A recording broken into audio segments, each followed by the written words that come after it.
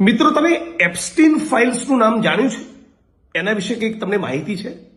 Epstein files એ American ધનાઢ્ય વ્યક્તિ Jeffrey Epstein સાથે સંકળાયેલા કોર્ટના દસ્તાવેજો અને કાયદાકીય જુબાનીઓ છે. મુખ્ય કેસ: એપ્સ્ટીન પર ઘણા વર્ષો સુધી સગીર છોકરીઓનું બાળજાતીય શોષણ અને માનવ તસ્કરી હ્યુમન ટ્રાફિકિંગ કરવાના ગંભીર આરોપો હતા. ફાઇલ્સનું સ્વરૂપ: આ ફાઇલો એપ્સ્ટીન અને તેની સાથીદાર ગિસ્લેન મેક્સવેલ સામેના કોર્ટ કેસો દરમિયાન જાહેર કરાયેલા કાગળો છે, જેમાં શોષણ નેટવર્કની વિગતો અને તેમાં સામેલ હોવાની શંકા ધરાવતા અન્ય લોકોના નામનો ઉલ્લેખ છે. એવું સાંભળવા મળ્યું છે કે અમેરિકામાં 19 તારીખના રોજ આ એપ્સ્ટીન ફાઇલ્સને લઈને એક બહુ જ મોટો ધડાકો, એક બહુ જ મોટો ખુલાસો થવાનો છે.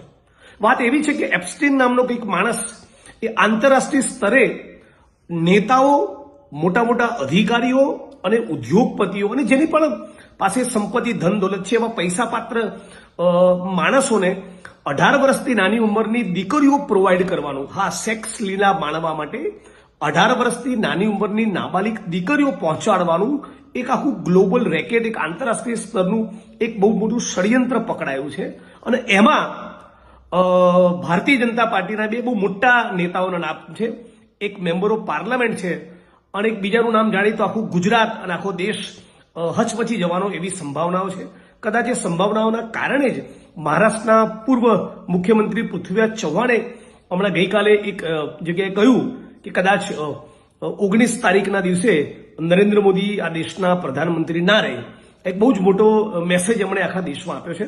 પણ હું અપીલ કરું છું કે એપ્સ્ટીન ફાઇલ શું છે અને એમાં ગુજરાત અને દેશના કયા નેતાઓના નામ અને ગુજરાતના એક બહુ જ મોટા પૂંજીપતિ જે હાલ મુંબઈમાં રહે છે એમનું પણ નામ આ ચાઇલ્ડ સેક્સ અબ્યુઝમાં, ચાઇલ્ડ સેક્સના રેકેટમાં 18 વર્ષની નાની ઉંમરની દીકરીઓને શારીરિક રીતે ભોગવવાના આ ષડયંત્રમાં નામ છે.